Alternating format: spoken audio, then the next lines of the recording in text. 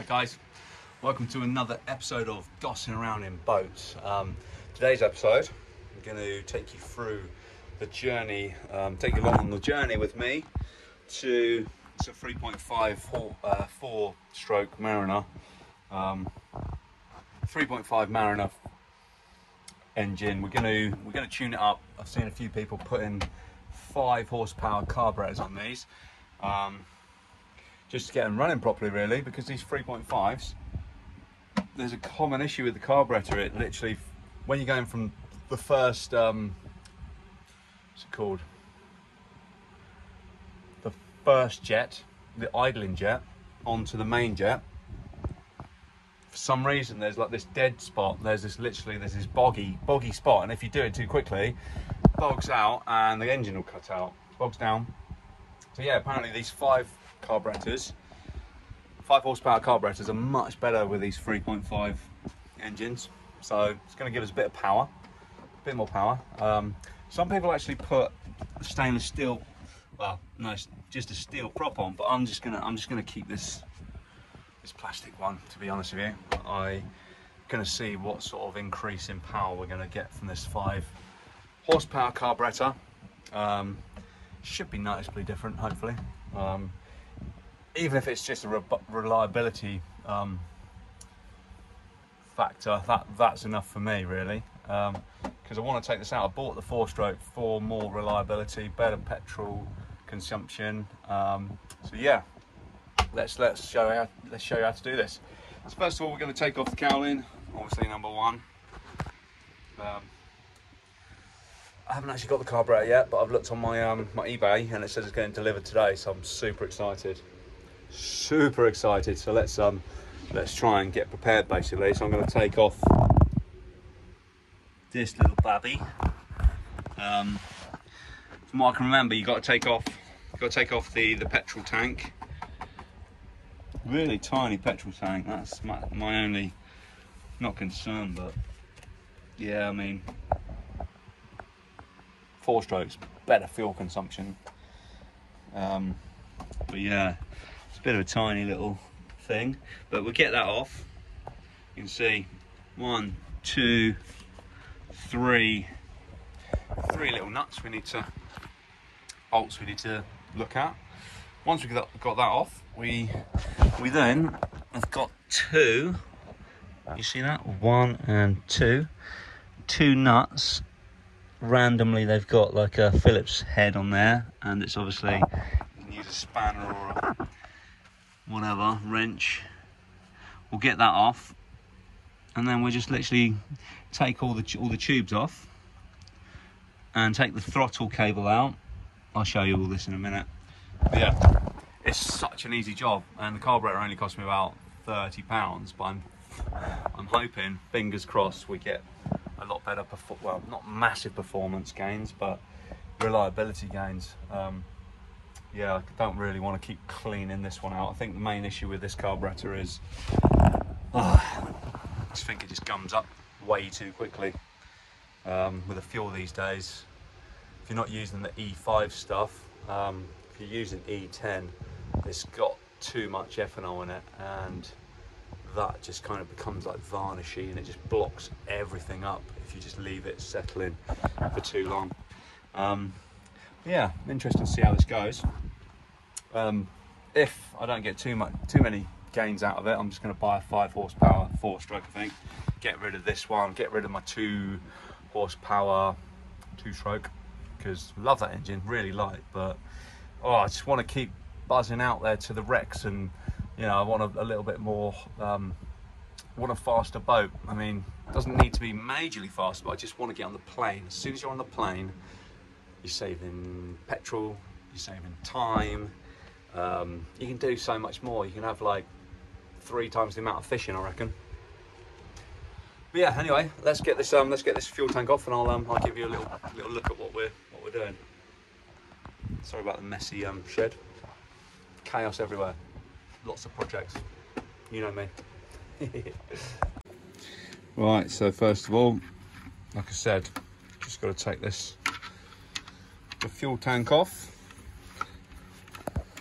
You don't have to disconnect it, you just take it, and then it kind of hangs. Just get it out of the way basically, so that you can access your carburetor. That bad boy there. Okay, so that's all the screws out, nuts or whatever you want to call them. I've got a bit of petrol in there. So yeah, just it's a bit heavier than normal because it's got some petrol in there. So let that hang like that. That's absolutely fine. And now like you can see the carburetor a lot better, and you can get access to the throttle cable, and you know, like this linkage here, which again you wouldn't be able to get these links out without taking the carb off. I mean, getting the petrol tank out the way. So yeah, let's get some pliers on these little butterfly clips, or whatever you call these little bad boys. One there. Take a picture maybe, so that you know where all these hoses go when you're putting it back on. That looks like some sort of overflow pipe. Let's pull that off. Oh, there you go, that one's off. There's one under there. This one here as well. Okay, I'm gonna need some pliers, I think. Might be alright actually. Oh, there you go. Oh man. Oh, try not to break the pipes, obviously. Some people just yank these off, but I'm always like, I wanna always proceed with caution. Okay, I'm gonna need some pliers, definitely. Back in a sec. Right, got my needle nose pliers. Jesus, it's not even budging that. Give it a twist maybe. Okay, it's pretty tricky doing it one-handed, I'm not gonna lie. Let's get my better, stronger hand on it. There you go. Easy. It's kind of just a bit fiddly if you want to do it one-handed. Okay, at this point I'm going to just undo these nuts here so that we've got some wiggle room for... This looks like it's just securing the throttle cable down, so I need to undo that one, and then this will just lift out, and then you can unhook that. Yeah, so just undoing this one, and then look at that, it's just popped straight out. And once you've undone that one there properly and that one there, that should then allow, that will just loosen up. Your carburetor will become free then, so you can wiggle it into the position so that you can basically get that wire out. The throttle cable, it's just literally on a, it goes in, down, and then out like that, up, if you see what I'm saying. Easy if you just flex this once you've got these off. Watch out for the couple of gaskets here, so, and a spacer, so watch out, make sure you don't lose those. Right, as I was saying, just taking out those massive long bolts. So now your air box is free. Your carburetor should be free. Yep, there you go. So yeah, like I said, the gasket and this spacer thing, you need to put those aside somewhere safe. Just pop it down there. Yeah, make sure you just check the condition. I don't know if the new one comes with new gaskets. Just, these are good condition, so we can reuse those, no problem. But just put them in order, so you don't, I don't think it makes too much odds, but you have to do what you can to make things easier for yourself. So here we go then, your carburetor's nice and loose. Oh, I was going to give that, yeah, so let's get that. Don't know which one to do first. Well, neither are that easy when you're trying to do it one-handed. But yeah, I mean, if I kind of twisted that around a bit. Whoop. No, this is impossible one-handed. I'm going to have to turn the camera off one sec. There you go, she's off. Just needed a little bit of manipulation. Super simple. There was another one, another hose stuck on that thing there. Overflow pipe of some sort, because it goes, runs right down and then it comes out the bottom here. There's 2 of those, so they're just like overflow, I guess. Cool, right, this is the old one. New one's on its way, like I said. Hopefully the new one looks a bit different to this. I think this part here, the diameter of this is slightly bigger, it's supposed to be. Some people say that this flap is metal on the replacement ones. This one's plastic. But yeah, it should be interesting just to have a little look at the new one. But yeah, once it comes, I'll get the camera out and make sure that I video popping it back on, and I shall hopefully be able to give you a bit of a comparison, old versus new maybe. Anyway, super simple this. So yeah, how to tune up your 3.5 Mariner or Mercury. Tune it up to a 5 horsepower kind of. Just swapping out the carb. Right guys, new one arrived today in the post. Exciting. Just trying to have a look. I mean, what I can see that's obvious is that flap is metal. Original is plastic. Oh, yeah, it's hard to tell if it's actually any bigger. I mean, they look very similar.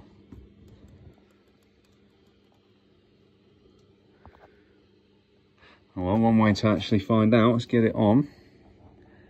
Let's get it on and get it revved up. I mean, maybe, yeah. Well, I can't really tell until it's all on. We'll figure it out once we get it revved up. But yeah, apparently that's for a 4 and a 5 horsepower, and that one's original 3.5. Oh, made in Japan. Where's the new one made? China, I bet. Lovely. Anyway, let's get it on the old motor. I don't think I'll film this, to be fair. It's just literally a reverse of what we've done to get it off. I think what I'll do is I'll check back in with you guys once I've got it on the in the water tank and revving it up. Cool.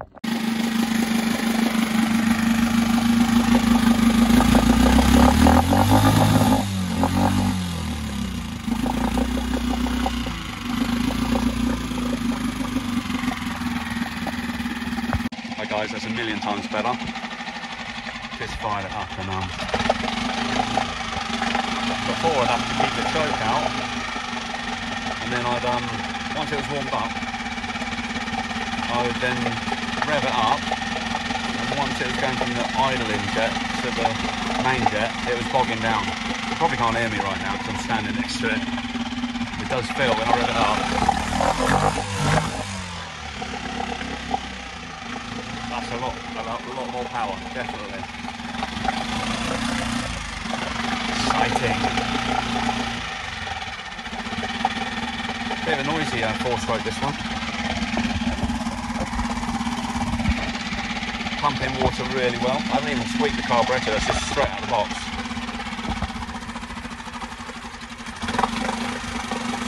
I'm pretty happy with that though.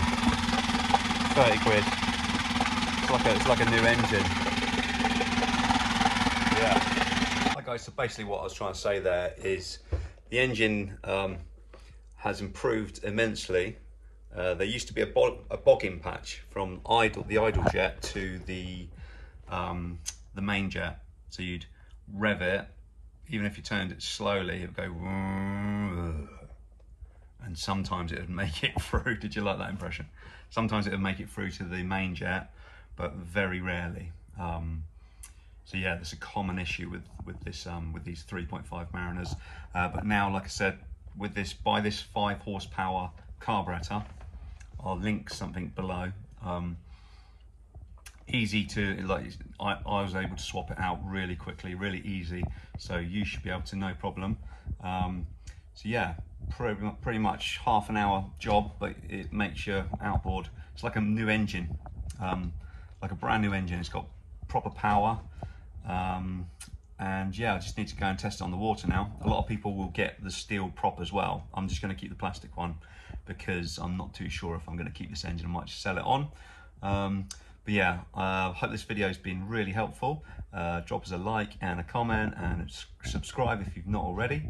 And yeah, see you on the next one. I'm going to go out bass fishing next time. So yeah, keep your eye out for that one. Cheers guys, take care.